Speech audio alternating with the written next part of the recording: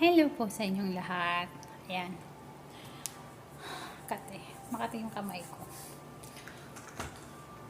Yung braso ko pala.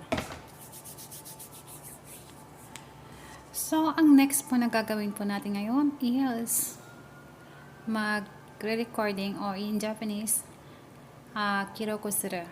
So, i-record natin kung ano yung kung ilang amount yung nakain ng mga matatanda, ilang cc na ocha ang nainom ng mga matatanda, ano yung na-observe mo sa kanila habang kumakain, then pagkatapos kumain, ano na naman yung na-observe mo sa kanila. So, lahat yun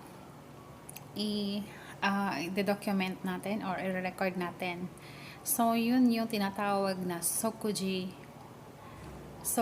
no kiroku. Sokuji no toki no kiroku. Tama ba? Tama ba pinagkasabi ko? So, yun. Yung basta yun na yun. Then, after that, ilalagay na natin sila sa bed. Matutulog na sila, di ba? So, ano na naman yung na-observe mo sa kanila? Then, after that, mag-change diaper na. So, yun yung tinatawag dito na haisetsu suru. So, mag-change diaper tayo. I-record natin kung tumae pa sila, haiben, or umihi, or hai nyo. Marami ba? Ilang amount? So, lahat yun ikikiraw ko natin. So, ang trabaho po ng caregiver or care worker ay hindi lang po pagpupunas ng puwet. Kasi, sabi po nila, ay, anong trabaho mo dyan? Care worker or caregiver. Nagpupunas kayo ng puwet, ng tae. So, hindi lang po yun yung trabaho namin.